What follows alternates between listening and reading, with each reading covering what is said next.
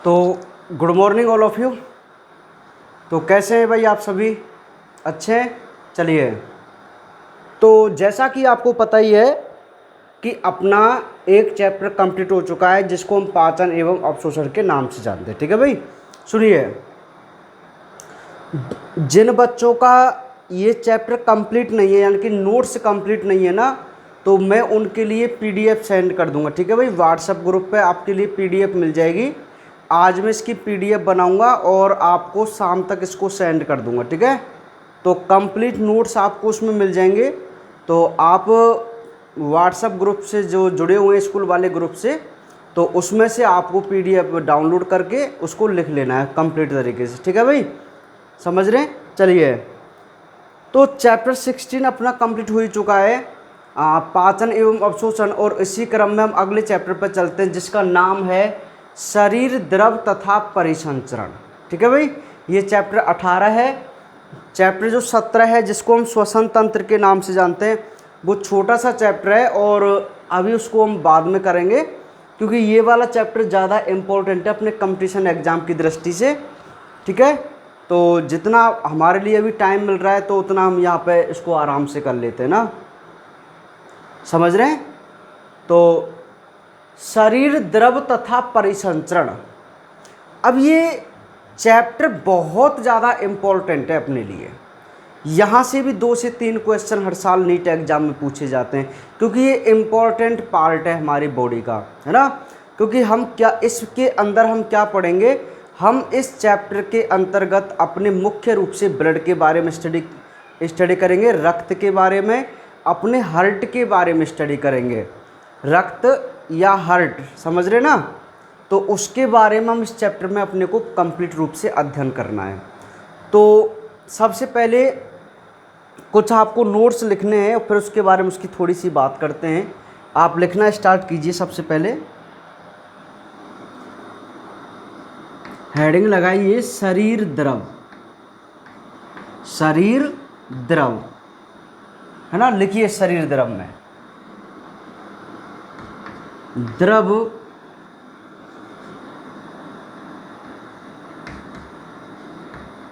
शरीर में एक परिवहन माध्यम के रूप में कार्य करता है, के रूप में कार्य करता है। नेक्स्ट पॉइंट,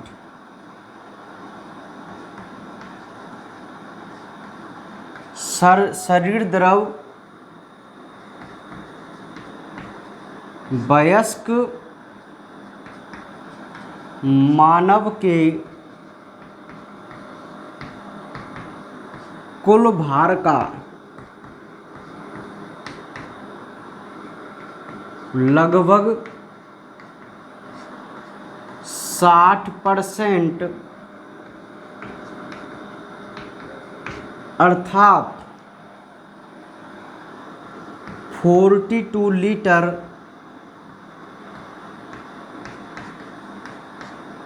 होता है। 42 लीटर होता है। नेक्स्ट पॉइंट, द्रव 2 प्रकार का होता है। द्रव 2 प्रकार का होता है। नंबर ए हेडिंग इंट्रासेलुलर,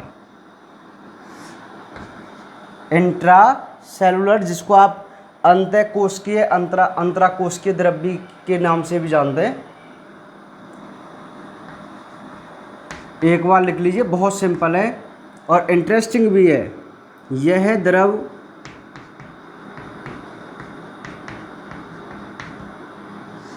कोशिकाओं के अंदर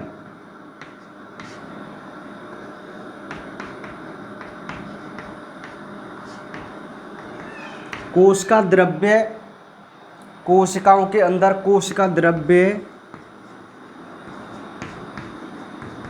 के रूप में होता है, जो लगभग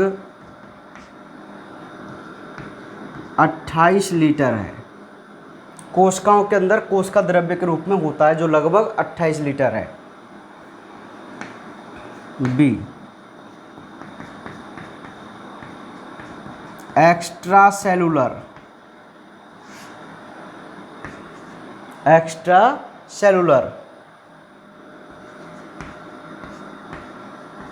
यह द्रव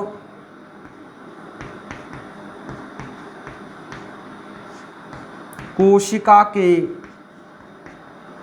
बाहर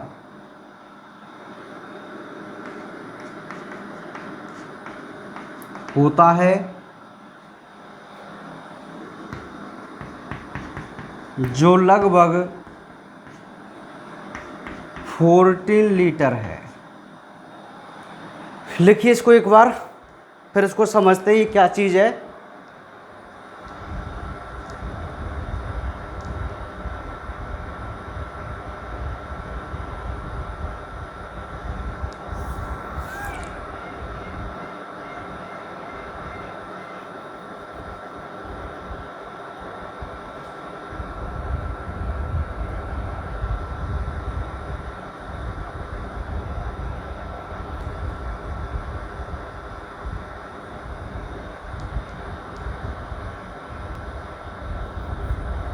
लिख लिया? सुनिए भाई, जरा ध्यान से सुनिए, आखिर इन पॉइंटों का मतलब क्या है। बहुत इंटरेस्टिंग नॉलेज है ये, सुनना जरा ध्यान से। हमारा चैप्टर है शरीर द्रव तथा परिसंचरण। तो सबसे पहले मैं बॉडी फ्लूइड यानी कि शरीर द्रव के बारे में बात कर रहा हूँ कि आखिर ये बॉडी फ्लूइड क्या है। देखो, फ्लूइड का मतलब होता है एक तरल पदार्थ। क्या होता है भाई? एक तरल पदार्थ होता है, ठीक है। तो हमारी बॉडी के अंदर जो भी लिक्विड फॉर्म में कोई पदार्थ प्रेजेंट है, जो भी हो, एनीबॉडी कोई भी, है ना, तो हम उसको क्या बोलेंगे? बॉडी फ्लूइड यानी कि शरीर द्रव बोलेंगे, ठीक है। किसी भी प्रकार का लिक्विड यदि हमारी बॉडी के अंदर प्रेजेंट है तो हम उसको क्या बोलते हैं? टोटल शरीर द्रव बोलते हैं, ठीक है भाई। चाहे वो किसी भी रूप में हो, है ना, ब्लड के रूप में हो या कोई रस के रूप में हो, समझ रहे हैं, किसी के भी रूप में हो, सब लिक्विड है जो भी प्रेजेंट है। जैसे आपका कोई भी रस है, जैसे जठर रस है, आंत रस है, अरे उसमें भी तो लिक्विड होगा, ठीक है, समझ पा रहे हैं आपकी, है ना। तो ऐसे, तो ये क्या कहता है कि हमारी बॉडी में जो द्रव होता है ना, वो एक परिवहन माध्यम के रूप में कार्य करता है। अब आपको पता ही है भाई, लिक्विड का काम क्या है हमारी बॉडी में। जो पदार्थ हैं, जैसे कोई भी हमारे आयंस हैं, खनिज आयंस हैं या पोषक पदार्थ हैं, ऑक्सीजन है, CO2 है, इन सभी पदार्थों का क्या है? ट्रांसपोर्टेशन के रूप में काम करता है हमारा लिक्विड। बोलो, करता है नहीं करता? भाई जो हमारी बॉडी का द्रव पदार्थ है ना, वो एक परिवहन माध्यम के रूप में तो कार्य करता है, नहीं करता क्या? अरे आपका ब्लड है, ब्लड कौन है? एक प्रकार का लिक्विड, आप उसको शरीर द्रव कह सकते हैं। तो उसका क्या काम होता है कि वो बहुत सारे पोषक पदार्थों को एक स्थान से दूसरे स्थान पर पहुंचाता है, मतलब कोशिकाओं तक पहुंचाता है। बोलो, पहुंचाता है नहीं पहुंचाता? पहुंचाता है ना। तो वो एक द्रव है। अब बोलना जरा किस रूप में कार्य कर रहा है वो? आप बोलेंगे सर द्रव पदार्थ है ये और एक परिवहन माध्यम के रूप में कार्य करता है, ठीक है। तो हमारी बॉडी में जितना भी फ्लूइड होता है वो लगभग हमारे लिए एक परिवहन माध्यम के रूप में क्या करता है? कार्य करता है, ठीक है। अब ये बहुत इंपॉर्टेंट पॉइंट है कि हमारे जब जितना वजन है, अब मैं आपको बता दूं कि ये मैंने 60% 42 लीटर क्यों माना। सुनिए, साइंस के अकॉर्डिंग एक स्वस्थ व्यक्ति उसको बोलते हैं जिसका टोटल वजन कितना हो? 70 kg। अब जरा ध्यान सुनना इस बात को, 70 kg। साइंस के अनुसार एक स्वस्थ वयस्क व्यक्ति का जो वजन माना गया है वो 70 kg माना गया है। अब 70 केजी वो नहीं है कि आपका छोटी सी उम्र में या आप बहुत ज़्यादा मोटे हो गए और आपका वजन 80 केजी हो गया और बोलेंगे सर हमारे अंदर तो 42 लीटर, ऐसे ना, समझ पा रहे हैं। सुनिए, ये जो 70 केजी वजन जो माना है ना, उसके पीछे कारण है, मतलब कुछ कंडीशन है। कंडीशन क्या है? एक व्यक्ति जिसकी पूरी तो लंबाई हो लगभग 5.25 और 6 फीट और उसका शरीर बिल्कुल मस्कुलर हो। मस्कुलर माने कसा हुआ शरीर, मोटापा नहीं होना चाहिए बिल्कुल भी। और उसमें कितना वजन मानते हैं हम? 70 केजी वजन, एक एवरेज वजन माना जाता है 70 केजी स्वस्थ वयस्क व्यक्ति का। ठीक है, समझ रहे ना? तो साइंस एक स्वस्थ वयस्क व्यक्ति का जो वजन मानती है वो कितना मानती है भाई? 70 केजी वजन मानती है। तो वो कहते हैं यदि कोई स्वस्थ वयस्क व्यक्ति है तो उसकी बॉडी का लगभग 60% उसके अंदर क्या है? द्रव पदार्थ है। समझ पा रहे हैं? बिल्कुल द्रव पदार्थ है। आप यकीन नहीं करेंगे, जैसे मान लीजिए मेरा वजन 70 केजी मानिए, समझो आप एक एग्जांपल के लिए ना, तो मेरी बॉडी के अंदर ना 60% जो है वो पानी भरा हुआ है, जल मतलब द्रव पदार्थ, समझ गए? अब ये कैसे भरा हुआ है? आप सोचेंगे सर हमारे अंदर तो मांस ही मांस होता है, ये पानी कहाँ होता है? सुनिए भाई, आपका शरीर किससे बना हुआ है? बोलो। आपका शरीर बना हुआ है कोशिकाओं से। किससे बना हुआ है? कोशिकाओं से। और आपने सुना ही होगा कि जो भी कोशिका होती हैं उस कोशिकाओं में होता है कोशिका द्रव्य। क्या होता है? कोशिका द्रव्य। बोलो, होता है कि नहीं होता कोशिका द्रव्य? आप बोलेंगे सर बिल्कुल होता है। तो भाई जितनी भी कोशिकाएं लगभग ट्रिलियंस होती हैं, 75 ट्रिलियंस के करीब होती हैं, मिलियन बिलियन और बिलियन से भी अधिक ट्रिलियंस, है ना? सुनिए, तो उन सभी कोशिकाओं के अंदर क्या है? जैसे सपोज कीजिए ये एक कोशिका है, ठीक है, तो इस कोशिका के अंदर बहुत सारे इसके अंगक भी होते हैं, मतलब माइटोकॉन्ड्रिया, लाइसोसोम, केंद्र का राइबोसोम, है ना, ये सारे बहुत सारे इसमें अंदर प्रेजेंट होते हैं। और इस पूरी की पूरी कोशिका में क्या भरा हुआ होता है? लिक्विड भरा हुआ होता है, ऐसे लिक्विड। और इस लिक्विड में वो ऐसे तैरते हुए रहते हैं इसके अंगक, समझ रहे हैं? ऐसे होता है। तो प्रत्येक कोशिका में क्या है? बोलो, लिक्विड पदार्थ है। क्या है बताओ? लिक्विड पदार्थ है प्रत्येक कोशिका में। बोलो, है कि नहीं? प्रत्येक कोशिका में लिक्विड पदार्थ है कि नहीं? ठीक है, तो इस प्रकार हम कह सकते हैं कि हमारे कुल वजन का लगभग 60% और 70 केजी का 60% कितना आता है? बोलो, 42 आता है ना। तो लगभग 42 लीटर जो है वो उस व्यक्ति के अंदर क्या होगा? द्रव पदार्थ होगा। समझ गए? कितना होगा? 42 लीटर। समझ पा रहे हैं आप मेरी बात को? तो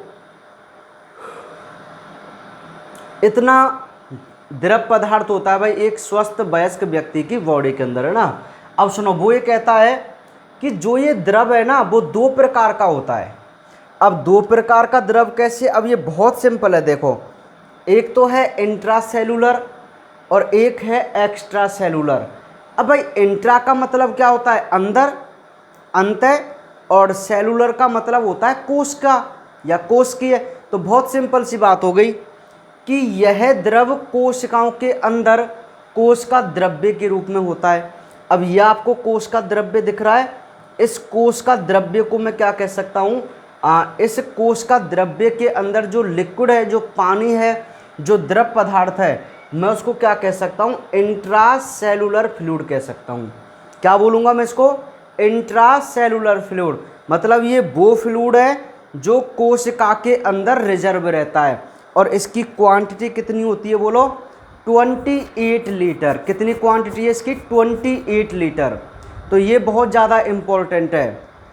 तो अधिकांश जो लिक्विड है वो हमारे कहाँ होता है?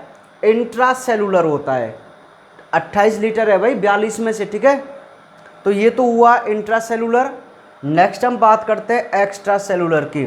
तो एक्स्ट्रा सेलुलर बहुत नॉर्मल सी बात हो जाएगी कि ये ऐसा द्रव है जो कोशिका के बाहर होगा।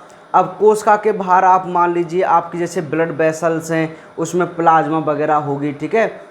आपके आंत्र रस है ना, ऐसे सारे बहुत सारे रस हैं, तो उन सभी को हम क्या बोलते हैं, एक्स्ट्रा सेलुलर फ्लूइड बोलते हैं, ठीक है। और वो कितना होता है, लगभग 14 लीटर होता है। बात समझ में आई कि नहीं आई, ठीक है।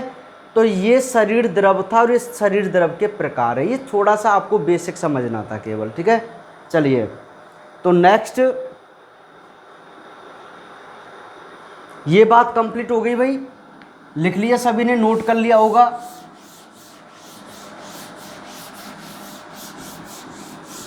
तो समझिए कि भाई जो द्रव है वो टोटल कितना है अपनी बॉडी के अंदर, लगभग 42 लीटर होता है एक स्वस्थ व्यक्ति के अंदर।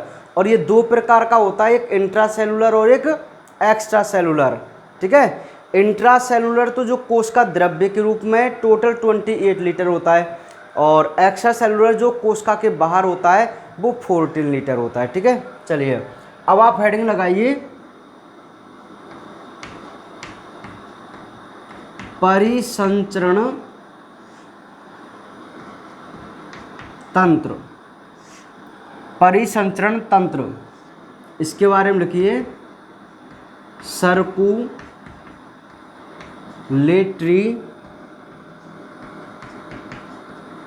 सिस्टम। सर्कुलेटरी सिस्टम, परिसंचरण तंत्र, तो लिखिए इसके बारे में।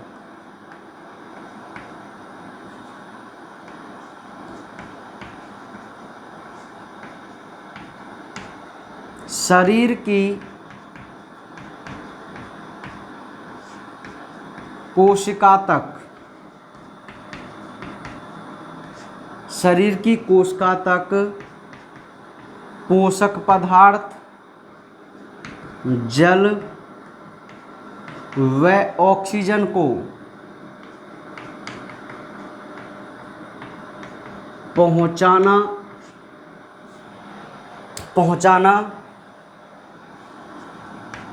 तथा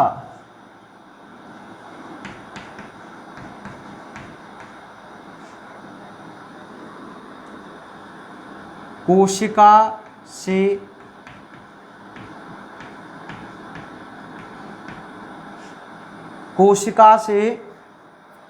उत्सर्जी पदार्थों को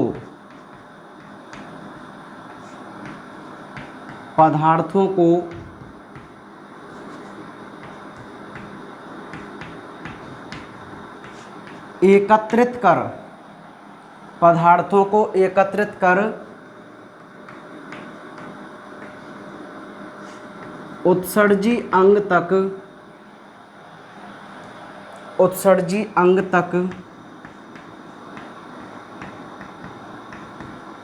पहुंचाने का कार्य, उत्सर्जी अंग तक पहुंचाने का कार्य जो तंत्र करता है उसे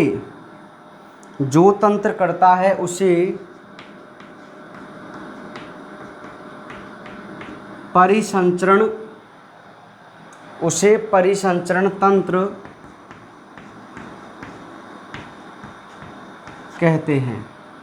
परिभाषा नोट कीजिए परिसंचरण तंत्र की, फिर इसको हम एक्सप्लेन करेंगे, एक बार नोट डाउन कीजिए।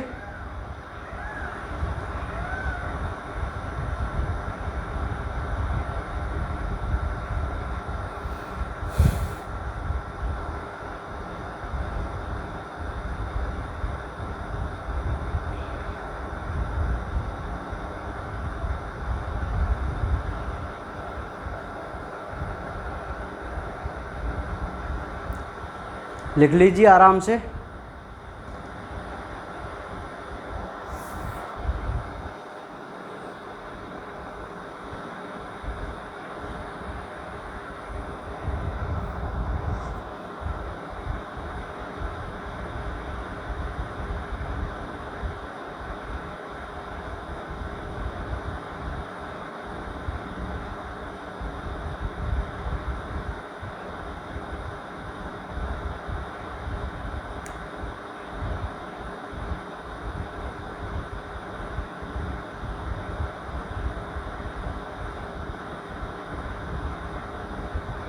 लिख ली होगी है ना।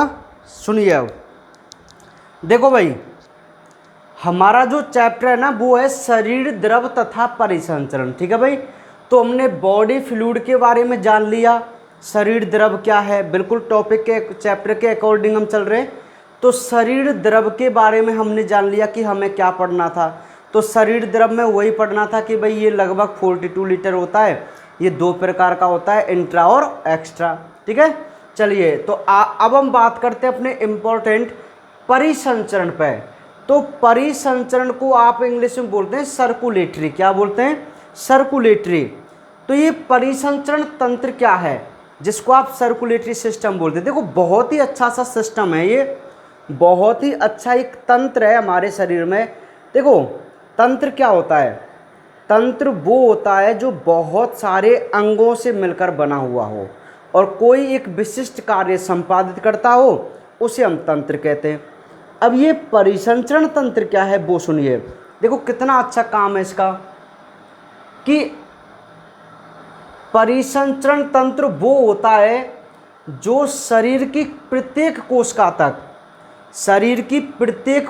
तक पोषक पदार्थों को, जल को और ऑक्सीजन को पहुंचाने का कार्य करेगा, है ना। क्योंकि आपको पता ही है ना कि जो भी पदार्थ कोशिका तक जाते हैं वो सब ब्लड के माध्यम से जाते हैं, रक्त के माध्यम से जाते हैं। ठीक है, तो यदि वो रक्त के माध्यम से जाएंगे तो उसको हम रक्त परिसंचरण तंत्र बोल देंगे, समझ रहे हैं। लेकिन अभी तो हम ओवरऑल परिसंचरण तंत्र देख रहे हैं। ठीक है, तो परिसंचरण तंत्र क्या होता है कि ऐसा तंत्र जो शरीर की कोशिका तक पोषक पदार्थों को, जल को और ऑक्सीजन को पहुंचाए और उन कोशिकाओं से जो उनके उत्सर्जी पदार्थ बनाए हैं, उन्होंने कोशिकाओं ने उत्सर्जी पदार्थ बनाए हैं, जैसे आप CO2 मान लीजिए, आप यूरिया मान लीजिए, समझ रहे ना। तो उन देखो क्या है, मान लीजिए ये एक कोशिका है, ठीक है भाई। तो इस कोशिका को क्या है भाई, ऑक्सीजन की भी आवश्यकता पड़ेगी क्योंकि यहाँ पे माइटोकॉन्ड्रिया है और माइटोकॉन्ड्रिया के माध्यम से वो क्या बनाएगा भाई, माइटोकॉन्ड्रिया, और माइटोकॉन्ड्रिया में ऑक्सीजन की आवश्यकता पड़ती है ना। और पोषक पदार्थ भी यहाँ पे भेजेगा। बोलो पोषक पदार्थ चाहिए कि नहीं चाहिए इस कोशिका को? बताओ ऑक्सीजन चाहिए कि नहीं चाहिए इस कोशिका को? बोलो चाहिए ना। और जल तो चाहिए ही चाहिए भाई, है ना। तो सुनिए, पोषक पदार्थ सपोज कीजिए ग्लूकोज, तो ग्लूकोज की आवश्यकता पड़ती है प्रत्येक कोशिका को, क्योंकि प्रत्येक कोशिका में कौन प्रेजेंट है, माइटोकॉन्ड्रिया। तो यहाँ पे ये कौन जाता है, ग्लूकोज जाता है। और इसको किसकी आवश्यकता पड़ेगी, ऑक्सीजन की। तभी तो ग्लूकोज और ऑक्सीजन क्रिया करके आपके लिए क्या बनाएंगे, ऊर्जा बनाएंगे। क्या बनाएंगे, ऊर्जा। तो बोलिए प्रत्येक कोशिका तक ग्लूकोज और ऑक्सीजन का पहुंचना अनिवार्य है कि नहीं, बताओ मुझे। अनिवार्य है ना, ग्लूकोज और ऑक्सीजन का पहुंचना अनिवार्य है कि नहीं, एक बात बताओ मुझे। आप बोलेंगे सर बिल्कुल अनिवार्य है।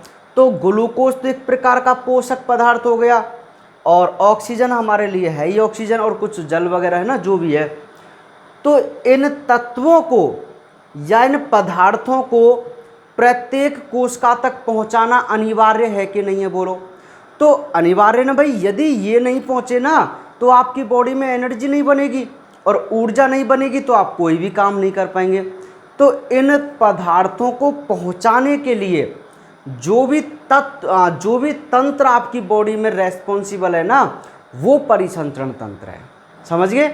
तो परिसंचरण तंत्र क्या होता है कि ऐसा तंत्र जो शरीर की प्रत्येक कोशिका तक पोषक पदार्थ, जल व ऑक्सीजन को पहुंचाए, है ना। अब इसको पहुंचा दिया इसने, अब ये कोशिका क्या करती है, बदले में कुछ उत्सर्जी पदार्थ निकालती है, जैसे CO2 हो गया, यूरिया वगैरह हो गया, है ना ये। तो इन उत्सर्जी पदार्थों को वो वापस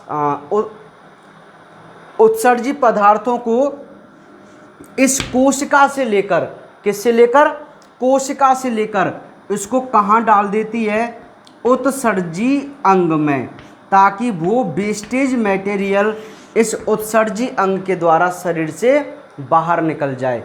तो ये जो कार्य ऐसा कार्य यदि कोई तंत्र करता है तो हम उससे कौन सा तंत्र बोलते हैं? बोलो, परिसंचरण तंत्र बोलते हैं। क्या बोलते हैं? परिसंचरण तंत्र, यानी कि सर्कुलेटरी सिस्टम। तो एक बार जरा ध्यान सुनना दोबारा, कि शरीर की कोशिका तक पोषक पदार्थों को, जल को व ऑक्सीजन को पहुंचाना और प्रत्येक कोशिका से उत्सर्जित पदार्थों को इकट्ठा करके उत्सर्जी अंग तक पहुंचाना, और उत्सर्जी अंग से उसको क्या है? शरीर से बाहर निकाल दिया जाता है। तो जो तंत्र ये कार्य करता है हम उसे ही क्या बोलते हैं? परिसंचरण तंत्र बोलते हैं। क्या बोलते हैं भाई? परिसंचरण तंत्र बोलते हैं। ठीक है, बात समझ में आ गई क्या है परिसंचरण तंत्र? अभी हम इम्पॉर्टेंट टॉपिक पर चलेंगे, बहुत इंटरेस्टिंग चैप्टर है। आज तो थोड़ी ये थ्योरी मुझे करानी आवश्यक है भाई, स्टार्टिंग में आपका बेस तो थोड़ा मजबूत होना चाहिए। तो आज तो हम ये थोड़ी थ्योरी सी पढ़ रहे हैं, बाकी कल से इसमें बहुत इंटरेस्टिंग टॉपिक चलते हुए जाएंगे, बहुत रोमांचक, बहुत ज़्यादा इंटरेस्टिंग और नॉलेज वाले। आप बिल्कुल भी बोरिंग फील तो महसूस कर ही नहीं सकते उसमें। ठीक है, बहुत इंटरेस्ट आपको आएगा। चलिए, तो परिसंचरण तंत्र की परिभाषा आप सभी समझ गए क्या है परिसंचरण तंत्र? कि शरीर की प्रत्येक कोशिका तक पोषक पदार्थ, ऑक्सीजन व जल को पहुंचाना और प्रत्येक कोशिका से उत्सर्जित पदार्थों को ग्रहण कर उत्सर्जी अंग तक पहुंचाने का कार्य जो तंत्र करता है हम उसी को क्या बोलते हैं? परिसंचरण तंत्र बोलते हैं, सर्कुलेटरी सिस्टम बोलते हैं। ठीक है, चलिए नेक्स्ट पॉइंट। नेक्स्ट पॉइंट क्या? आप बड़ा एरो ऐसे लगा के लिखो, बड़ा एरो लगा के। यह दो प्रकार का होता है, यह दो प्रकार का होता है। तो नाम लिखो, नंबर ए बंद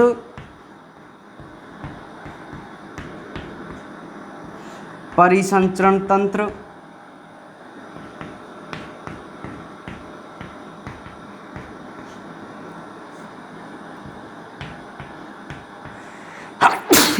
श्री राम, और सेकंड है खुला परिसंचरण तंत्र।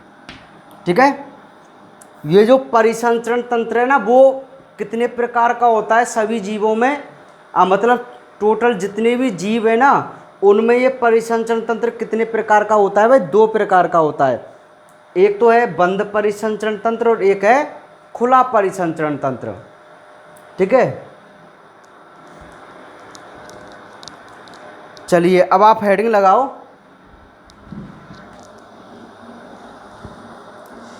दोनों के नाम लिख लिए। नाम लिखने के बाद अब पहली हेडिंग लगाइए, number A. Number A heading लगा लो, बंद परिसंचरण तंत्र। और इसके आगे ब्रैकेट में लिखो close circulatory system, CLOSE, close. और सर्कुलेटरी सिस्टम की है ही स्पेलिंग, लिख लीजिए आप। बोर्ड पे देख पा रहे हैं ना सर्कुलेटरी सिस्टम की, और बंद की क्या हो जाएगी? क्लोज, CLOSE है ना, क्लोज सर्कुलेटरी सिस्टम।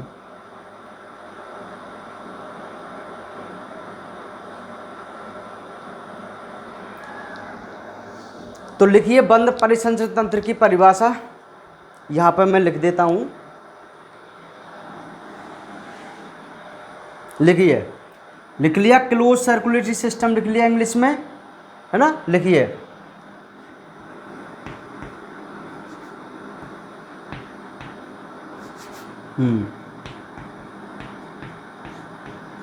ऐसा परिसंचरण तंत्र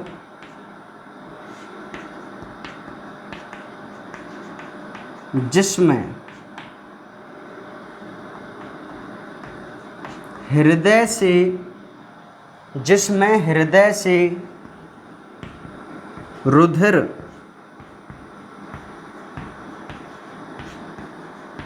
धमनी में पंप किया जाता है, फिर ये रुधिर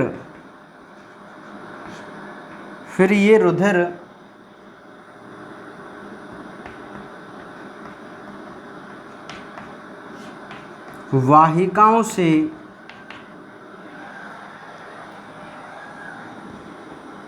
होता हुआ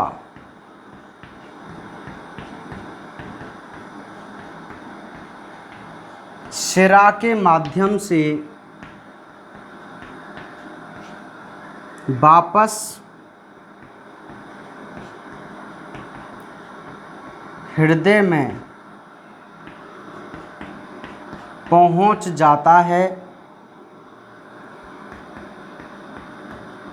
चूंकि इसमें रक्त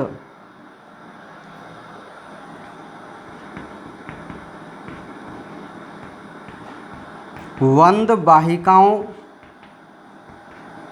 में ही बहता है,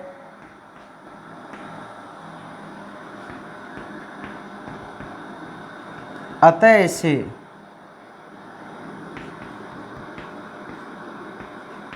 बंद परिसंचरण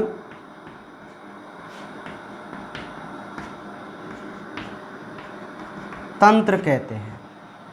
लिखिए, अतः से बंद परिसंचरण तंत्र कहते हैं। बहुत सिंपल है, एक बार लिख लो इनको, अभी फिर इसके बारे में एक्सप्लेन करूंगा मैं।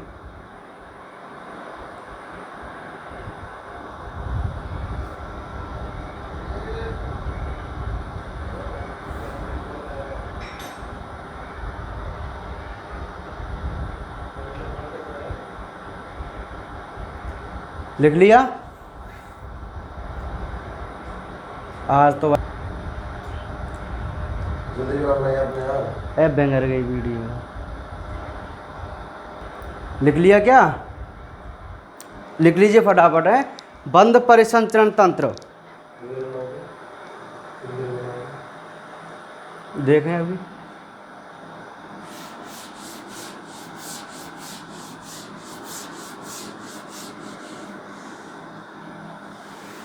नेक्स्ट हेडिंग, खुला परिसंचरण तंत्र।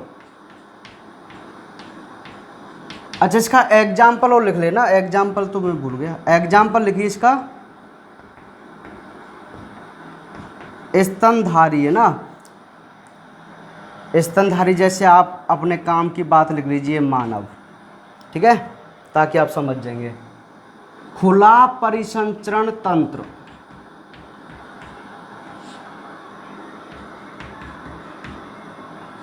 खुला परिसंचरण तंत्र जिसको आप बोलते हैं ओपन सर्कुलेटरी सिस्टम। क्या बोलते हैं? Open circulatory system. लिखिए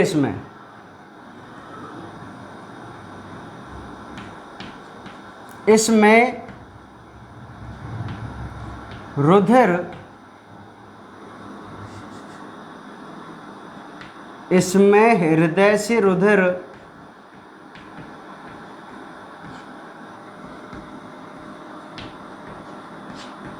धमनी में पंप होता है,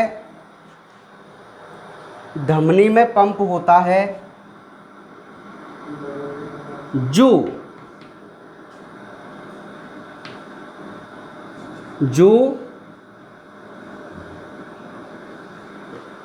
कोटर गुहा में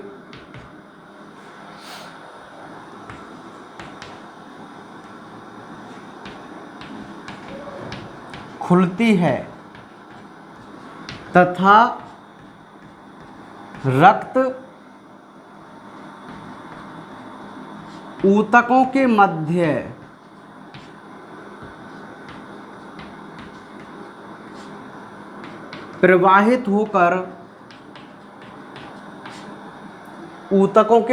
प्रवाहित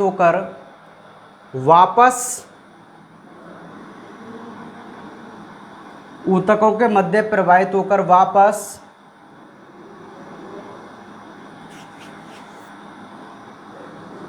खुले सिरे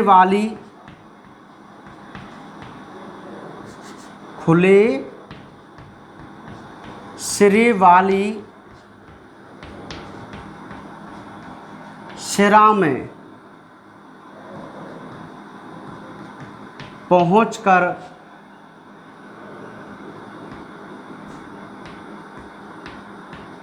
हृदय में जाता है।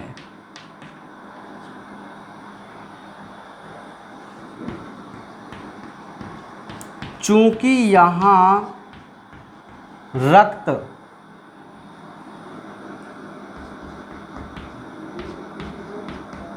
बंद वाहिकाओं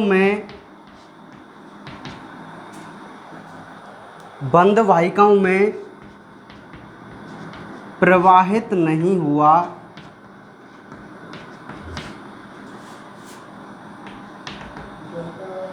अतः इसे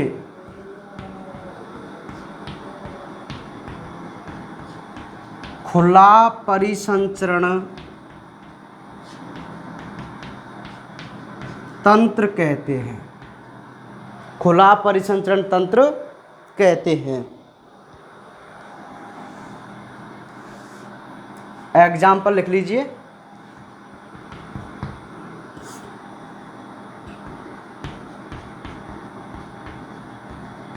आर्थ्रोपोडा, मोलस्क आदि।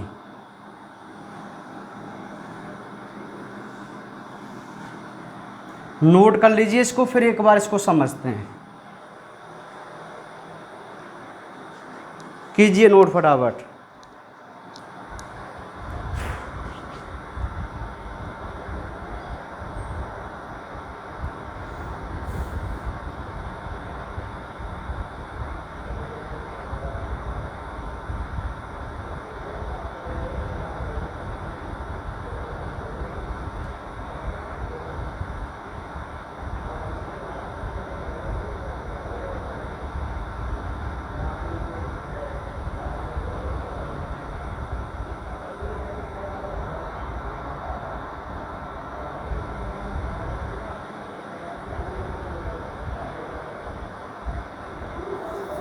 लिख लिया क्या?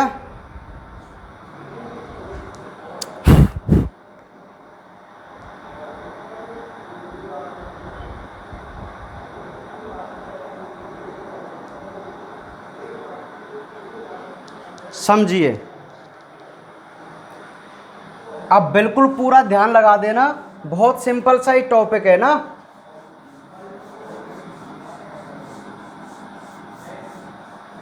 देखो भाई, परिसंचरण तंत्र का मतलब तो हमें पता है कि क्या होता है। परिसंचरण तंत्र होता है कि भाई जो भी ऐसा तंत्र हमारी बॉडी की प्रत्येक कोशिका तक पोषक पदार्थ, ऑक्सीजन या जो भी रिक्वायरमेंट है उसको पहुंचा दे, और जो बाहर निकलवाना है उसको लेकर बाहर निकलवा दे, वही परिसंचरण तंत्र है।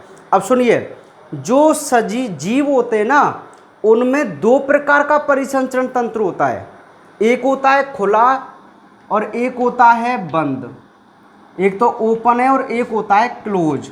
ठीक है, चलिए अब जरा ध्यान से सुनना भाई। खुला परिसंचरण तंत्र तो ये कह रहा है जो खुले माध्यम में होगा, मतलब खुला माध्यम होगा। और बंद परिसंचरण तंत्र क्या कहता है, जिसमें कोई माध्यम कैसा हो, प्रॉपर तरीके से बंद हो, यही होता है ना। अब एक छोटा सा कंसेप्ट है इसका, जरा ध्यान सुनना आप। सबसे पहले मैं बात करता हूँ क्लोज सिस्टम की। क्या होता है, देखो जैसे हम हैं तो हमारे अंदर क्या होता है, सपोज करना ये आपका हार्ट है, ये हार्ट है भाई आपका हृदय, है ना। आपने पढ़ा है कि जो हमारा हृदय होता है वो रक्त को पंप करता है महाधमनी में। बोलो करता है कि नहीं करता? करता है ना। तो इस हार्ट ने रक्त को पंप कर दिया, ये रही आपकी महाधमनी यानी कि धमनी। समझ गए भाई? सिस्टम समझना आप, क्या सिस्टम होता है कि बंद क्या है और खुला क्या है, अंतर एनालाइज करना आप। कि यह हार्ट है और इस हार्ट ने रक्त को पंप कर दिया, किस में बोलो, धमनी में। अब ये धमनी क्या करती है, मान लीजिए हमारी प्रत्येक कोशिका तक पहुंचती है। ये हमारी बॉडी की कोशिका है, पहुंचती है ना प्रत्येक कोशिका तक। ठीक है, अब सुनना जरा ध्यान से। तो ये जो धमनी होती है ना, ये हमारी जब किसी ऑर्गन्स में जाती है, अंग मान लीजिए इसको, चलिए किसी अंग में गई, कहाँ पे, किसी अंग, ये अंग मान लेता हूँ मैं, ये अंग है, कोई भी अंग है, मान लीजिए यकृत है, ठीक है। तो इस यकृत में बहुत सारी यहाँ पे क्या होंगी भाई, कोशिकाएं होंगी। बोलो होंगी कि नहीं होंगी, ये कोशिकाएं ना, कोशिकाएं तो हैं। तो ये धमनी क्या करती है, ये और छोटी छोटी धमनिकाओं में डिवाइड हो जाती है। बोलो होती है नहीं होती, बताओ मुझे। ऐसे डिवाइड हो जाएगी, ऐसे डिवाइड हो रही है ना। ये धमनी थी और ये धमनी आगे चल के क्या है, डिवाइड हो चुकी है और धमनिकाओं में, छोटी छोटी धमनिकाओं में, ठीक है। अब इन धमनिका, ये यहाँ पे ब्लड फ्लो हो रहा है ना, इसमें, इसके अंदर ब्लड है, ब्लड के अंदर ही क्या है, ऑक्सीजन है। कौन है, ऑक्सीजन। ऑक्सीजन है, पोषक पदार्थ है, सारे इसके अंदर प्रेजेंट है भाई, है ना। तो जैसे ही ये धमनी इस अंग के अंदर प्रवेश करती हैं तो ये बहुत छोटी छोटी शाखाओं में डिवाइड हो जाती हैं, और डिवाइड होती है ना। तो अच्छा ये कौन है, कोशिका, या मैं इनको ऊतक कह सकता हूँ। तो इस धमनी से कुछ पदार्थ बाहर निकलता है, केवल ब्लड बाहर नहीं निकलेगा, कुछ पदार्थ बाहर निकलेगा जिसको हम ऊतक द्रव कहते हैं। और उस पदार्थ के साथ ही आपका ऑक्सीजन और ग्लूकोज यहाँ पर निकल जाएगा, ठीक है। तो ऑक्सीजन और ग्लूकोज ब्लड के अंदर से निकल गया और किसके पास पहुँच गया है, कोशिका के पास। लेकिन नोट कीजिए, यहाँ पर ब्लड बाहर नहीं निकला है, समझ रहे हैं। यहाँ पर ब्लड तो इस वाहिका के अंदर ही मौजूद है, लेकिन उसने अपने अंदर से ऑक्सीजन और किसको निकाल दिया है, ग्लूकोज को। ऑक्सीजन और ग्लूकोज को निकाल दिया ना, समझ पा रहे, कंसेप्ट समझना। तो देखिए ब्लड तो आपका अभी कहाँ पे है, प्रॉपर बंद वाहिका में चल रहा है, धमनी में चल रहा है। बोलो चल रहा है कि नहीं चल रहा है ना। तो जैसे ही यहाँ पर ये चलता हुआ जाता है ना, तो अपने अंदर से ये पदार्थों को यहाँ निकाल देगा। और अब ये जो धमनिका है वो केशिकाओं से जुड़ी हुई होती हैं। मान लीजिए ये बहुत सारी केशिका हैं, ये रही केशिका है, ठीक है। और ये केशिका सपोज कीजिए आपकी एक सिरा में खुल रही है। किस में खुल रही हैं, सिरा में। ये धमनी थी और ये मैंने सिरा मान ली, और ये सिरा वापस कहाँ पहुँच रही है, अपने हृदय में पहुँच रही है। कहाँ पे पहुँच रही है, अपने हार्ट में पहुँच रही है। अब पॉइंट टू बी नोटेड कि आपने हृदय ने रक्त को पंप किया था। बोलो किस में किया था, धमनी में पंप किया था। कहाँ पे, धमनी में। इस धमनी में जो ब्लड है वो प्रत्येक ऑर्गन या ऑर्गन की कोशिका के पास पहुंचेगा। लेकिन पहुंचेगा कैसे कि ये बहुत छोटी छोटी धमनिकाओं में डिवाइड हो रही है। तो इन धमनिकाओं से केवल ऑक्सीजन और ग्लूकोज बाहर निकल जाता है। अब इसका एक बहुत बड़ा कंसेप्ट है, उसको मैं अभी आपको बता नहीं रहा हूँ क्योंकि आपके अभी कोई काम का नहीं है वो, ठीक है। आप तो इतना समझ लीजिए कि जो आपका ब्लड है ना वो इस वाहिकाओं में प्रवाहित हो रहा है, और जैसे ही कोई कोशिका इसके संपर्क में आती है वहीं पर इससे क्या निकल जाता है, ग्लूकोज और ऑक्सीजन निकल जाता है। और कोशिका के पास ये पदार्थ पहुंच गए, फिर ये कोशिका क्या करती है, CO2 बनाती है, और इस CO2 को वापस वो किस में भेज देती है, इन केशिकाओं में, जिससे आपका रक्त कैसा हो जाएगा, अशुद्ध। और फिर ये अशुद्ध रुधिर सिरा के माध्यम से वापस कहाँ आ रहा है, बोलो हार्ट में। अब एक बात मुझे बताओ कि यहाँ पे परिसंचरण तो हो गया इस जीव के अंदर, क्योंकि आप परिसंचरण किसको कहते हैं कि सारे पदार्थ भी पहुँच जाएं और उत्सर्जी पदार्थ भी आ जाएं, है ना। एक बात मुझे बताओ, क्या इस परिसंचरण में आपका जो रक्त है वो कहीं भी खुले माध्यम में प्रवाहित हुआ है क्या, बताओ मुझे। खुले माध्यम में मतलब शुरू से धमनी में के अंदर बंद था, एक वाहिका के अंदर बंद था, और यहाँ भी प्रॉपर वाहिकाओं में ही बंद है। और फिर जब ये अशुद्ध हो गया फिर भी एक बंद वाहिका में, बंद एक वाहिका में आता है। तो एक बात मुझे बताओ, पूरे परिसंचरण में क्या रक्त ने कोई खुला माध्यम देखा, बोलो। आप बोलेंगे सर बिल्कुल नहीं देखा, क्योंकि हार्ट से पंप हुआ था तो धमनी में आ रहा था, कोशिका के या अंग के पास पहुंचा तो भी धमनिकाओं के अंदर मौजूद है, केवल पदार्थों को बाहर निकाल देगा लेकिन खुद बाहर नहीं निकलता है, ठीक है। तो फिर ये सिरा में आया अशुद्ध होकर, फिर भी इसमें बंद वाहिकाओं में बंद है, बोलो है कि नहीं, ठीक है। तो तो हम इस प्रकार के परिसंचरण को क्या बोल सकते हैं, बोलो? बंद परिसंचरण तंत्र। क्या बोल सकते हैं? अरे एक सिंपल सी बात मैं आपको बताऊं, ऐसा परिसंचरण तंत्र जिसमें जो रक्त है वो शुरू से लेके एंड तक प्रॉपर तरीका से यदि बंद वाहिकाओं में ही प्रवाहित हो, बिल्कुल भी खुले नहीं या खुले माध्यम में नहीं घूमे, हम उस प्रकार के परिसंचरण तंत्र को बंद प्रकार का परिसंचरण तंत्र कहते हैं, जैसे कि हमारे अंदर होता है। बोलो, होता ही नहीं होता कि हमारा हार्ट उसको धमनी में पंप कर देता है, महाधमनी वगैरह, फिर वो हर ऑर्गन्स के पास जाता है, छोटी छोटी केशिका के माध्यम से, और अशुद्ध होकर फिर वो वापस सिरा के माध्यम से हमारे हार्ट में आ जाता है। तो शुरू से लेकर एंड तक ये प्रॉपर बंद तरीके से तो घूम रहा है। तो ऐसे परिसंचरण तंत्र को आप क्या बोलेंगे? बंद परिसंचरण तंत्र बोलेंगे। क्या बोलेंगे? बंद परिसंचरण तंत्र। बात समझ में आई कि नहीं आई, बोलो? ठीक है, क्लियर? चलिए, अब ये बंद परिसंचरण तंत्र आपको समझ में आ गया। अब ये ओपन क्या है? अरे ओपन का तो अब खुद ही मतलब समझ जाओ कि ऐसा परिसंचरण तंत्र होगा जिसमें कहीं ना कहीं जो हमारा रक्त है वो खुले माध्यम में प्रवाहित हो रहा होगा। अब देखते हैं कैसे। सपोज कीजिए ये आपका है कॉकरोच, तिलचट्टा जिसको बोलते हैं, कॉकरोच का नाम तो सुना है। तो कॉकरोच मान लीजिए, ये कॉकरोच का हार्ट है, ठीक है। तो ये जो कॉकरोच का हार्ट है ना, अब ध्यान से सुनना, इसने भी इस रक्त को पंप किया किस में, बोलो? धमनी में।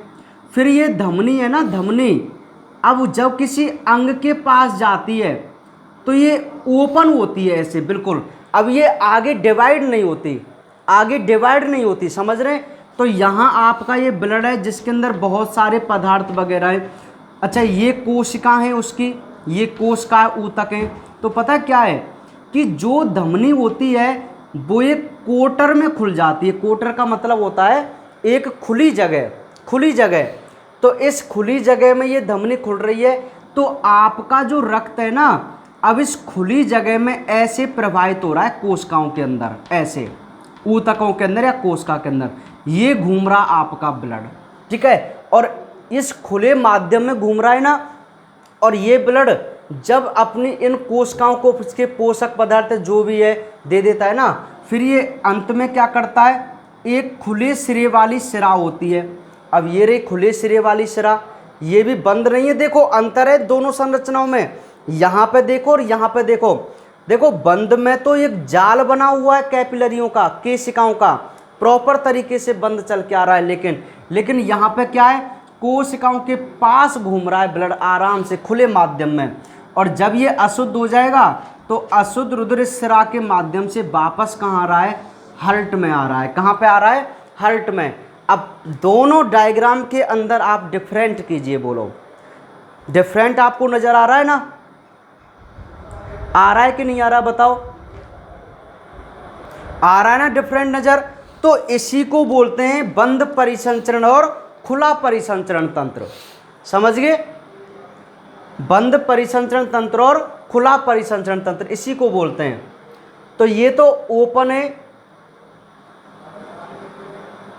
ये वाला ओपन है, जिसमें क्या हुआ जरा नोट कीजिए कि हार्ट ने रुधिर को धमनी में पंप किया, और इस धमनी से जो ब्लड है ना, यदि ये खुले माध्यम में प्रवाहित हो, एक बंद वाहिकाओं में नहीं हो, देखो यहाँ पे खुले रूप में घूम रहा है आराम से कोशिकाओं के पास, और फिर वापस अशुद्ध होकर किसके पास आ गया है, सिरा के पास, और वापस कहाँ पहुँच गया, हार्ट में।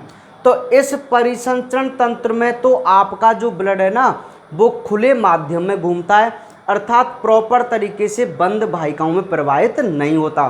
तो ऐसे परिसंचरण तंत्र को बोलते हैं हम ओपन परिसंचरण तंत्र, और जिसमें रक्त शुरू से लेकर एंड तक प्रॉपर बंद वाहिकाओं में ही प्रवाहित हो, सर्कुलेट हो, तो हम उसको बोलते हैं क्लोज सर्कुलेटरी सिस्टम। क्या बोलते हैं, क्लोज सर्कुलेटरी सिस्टम, ठीक है। तो इन दोनों डायग्रामों को आप वैसे बनाना चाहें तो बना लीजिए, कोई दिक्कत नहीं है इसमें ना, वैसे कोई समझने के लिए आपको केवल ये।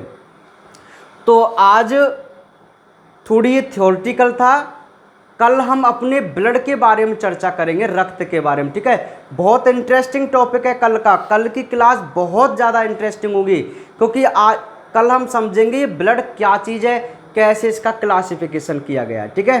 तो आज के लिए केवल इतना ही, बाकी बातें करते हैं कल।